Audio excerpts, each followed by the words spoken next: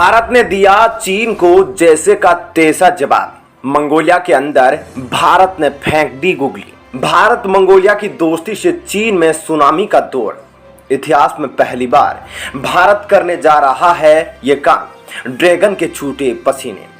दोस्तों, जो चीन भारत के पड़ोसी देशों को लेकर हमेशा भारत के खिलाफ गलत करने का प्रयास में रहता है, भारत के घेराबंदी की प्रयास में रहता है। जहां तक अगर भारत के पड़ोसी देशों की बात की जाए तो चीन ने कुछ ना कुछ वहां पर निवेश कर रखा है और उनको अपने कर्ज जाल में फंसाने की पूरी ताकत लगाता रहता है।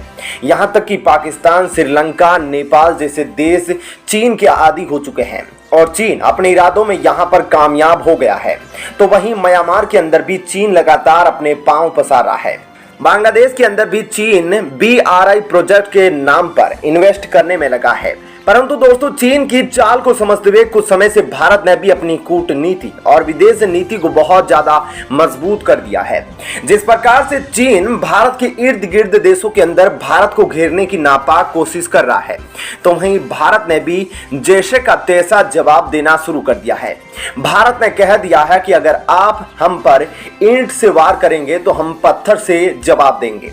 आपको मालूम है कि दोस्तों, चीन के जितने भी पड़ोसी देश हैं उनमें एक दो देशों को छोड़ दिया जाए तो बाकी सबके साथ चीन का कुछ ना कुछ मामले को लेकर विवाद चलता रहता है। लेकिन अब भारत इस चीज का फायदा उठाना चाहता है, क्योंकि जो चीन भारत को नजरबंदी की कोशिश कर रहा है उसके खिलाफ भारत ने चीन की नाक के नीचे ऐसा दांव खेल दिया है जिससे कि चीन झटपटा रहा है। दोस्तों, यहां तक कि भारत ने जो ये दांव खेला है यह बहुत ही ज्यादा इंपॉर्टेंट है। हमने देखा है कि चीन के जितने भी समुद्री पड़ोसी देश हैं उनके साथ चीन का समुद्री सीमा को लेकर विवाद है और चीन समुद्र पर एकाधिकार बनाना चाहता है। जैसे कि वियतनाम, फिलीपींस, इंडोनेशिया, जापान, इन सभी देशों के साथ चीन का कुछ ना कुछ मामलों को लेकर विवाद रहता है। ऐसे में भारत अब इन देशों के साथ एक बहुत ही ताकतवर लगातार रक्षा साझेदार बन रहा है। लेकिन अब भारत उस देश का चुनाव कर लिया है जिसको चीन ताइवान की तरह ही धमका रहा है और भारत की नजदीकियों की वजह से 2016 के अंदर उसको धमकी मिली थी। दरअसल हम बात कर रहे हैं चीन के पड़ोसी देश मंगोलिया की, जो एक वक्त तक चीन का ही गुलाम था लेकिन अब आजाद है। ऐसे में मंगोलिया के बारे में तो आपको सब कुछ जानने को मिलेगा। आखिर क्यों चीन यहाँ पर बौखलाया रहता है और यह कब आजाद हुआ और उसके बाद उसकी क्या स्थिति रही।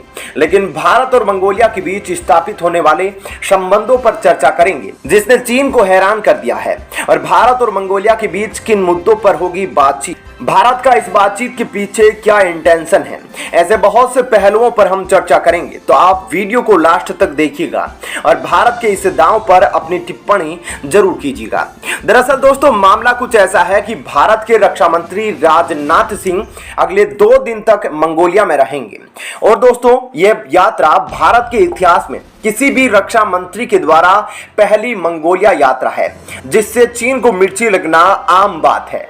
दरअसल आपको बता दूं कि 6 सितंबर को मंगोलिया की राजधानी उलान बतोर पहुंचे राजनाथ सिंह ने वहां पर मंगोलियन राष्ट्रपति उखनांगी खुरेलसुखो से मुलाकात की। मंगोलियन राष्ट्रपति ने राजनाथ सिंह के साथ गर्मजोशी से स्वागत करते हुए एक डिनर का आयोजन भी किया। दोस्तों, जिस प्रकार से चीन हमारे पड़ोसी देशों के अंदर निवेश करता है, कुछ इसी तरह से भारत भी यहां पर बड़ा निवेश करने वाला है, क्योंकि इस दौरे के तहत बातचीत का जो एजेंडा है उसमें 1.2 अरब डॉलर से बनने वाली ऑयल रिफाइनरी सबसे मुख्य है। यह मंगोलिया की सबसे बड़ी ऑयल रिफाइनरी होगी जो डोर्नोगोबी प्रांत में तैयार होगी। साल 2025 में यह बनकर तैयार हो जाएगी और इससे देश की 75% जरूरतें पूरी हो सकेगी। ऐसे में दोस्तों, भारत के बढ़ते कद का अंदाजा आप इस बात से लगा सकते हैं। दोस्तों, चीन को हमेशा इस बात से मिर्ची लग जाती है कि भारत और मंगोलिया क्यों साथ आते हैं। इस बात से बौखलाए चीन ने, आपको बता दूं कि साल 2016 में चीन की तरफ से मंगोलिया तक को चेतावनी दे दी गई थी। दोस्तों, राजनाथ सिंह भारत के पहले ऐसे रक्षा मंत्री हैं जो मंगोलिया की यात्रा पर गए हैं, उनकी इस यात्रा पर चीन करीब से नजर रख रहा है। दोस्तों, मंगोलिया ने हमेशा से ही भारत को अपना तीसरा और आध्यात्मिक पड़ोसी कहा है। कहते हैं कि मंगोलिया की इसी विचारधारा की वजह से मंगोलिया ने चीन और रूस के साथ अपने रिश्तों को संतुलित किया है। चीन को मंगोलिया से क्या दिक्कत है, इसे जानने के लिए इसका इतिहास जानना आपके लिए बहुत जरूरी है, क्योंकि बगैर इतिहास जाने आप ये नहीं जान पाएंगे कि मंगोलिया चीन के लिए कितना मैटर करता है। अगर दोस्तों इतिहास की बात की जाए तो सन 1911 में किंग राजशाही के पतन के बाद मंगोलिया ने आज़ादी का ऐलान कर दिया था और यह आज़ादी की जंग साल 2021 में देश को आज़ादी दिलाने में मददगार रही।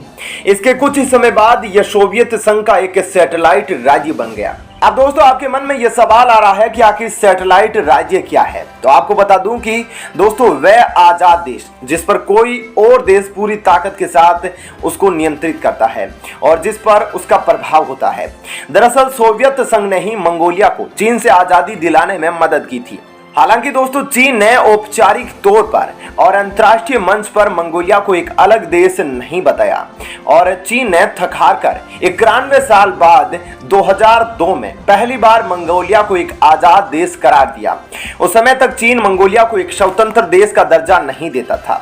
1990 के दशक से चीन मंगोलिया का सबसे बड़ा बिजनेस पार्टनर बन गया। आज भी कई चीनी व्यापार मंगोलिया से अपना बिजनेस संचालित कर रहे हैं।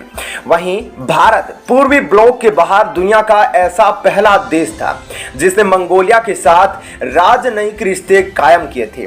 बता दूं कि दिसंबर 1955 में भारत ने मंगोलिया के साथ राजनयिक रिश्तों का आगाज किया था।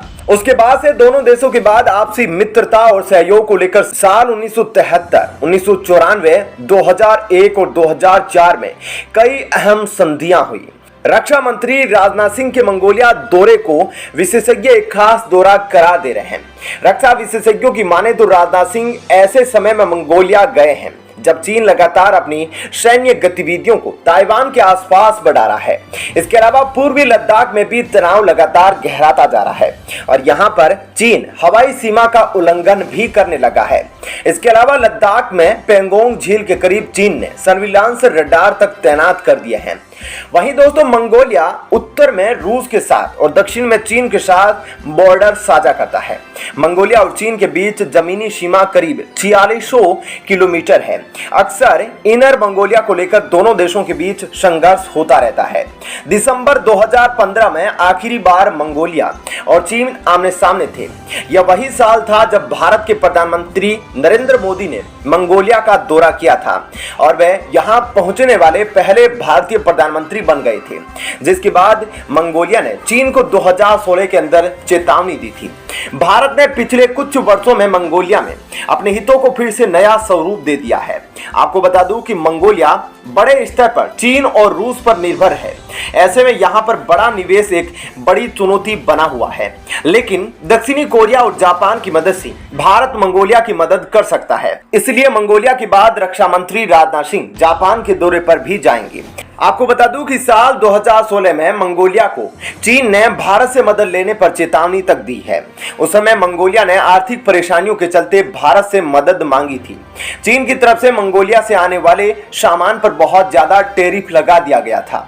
इससे परेशान होकर मंगोलिया भारत के पास आया था। चीन के विदेश मंत्रालय की तरफ से तो वार्निंग दी ही गई थी। साथ ही साथ ग्लोबल टाइम्स ने भी मंगोलिया को आगाह किया था। ग्लोबल टाइम्स ने मंगोलिया को रूस और चीन के बीच सैंडविच तक कह दिया था। ऐसे में आपका इस खबर पर क्या कहना है, भारत के इस नए दांव को लेकर क्या कहना है, जरूर बताइएगा। धन्यवाद।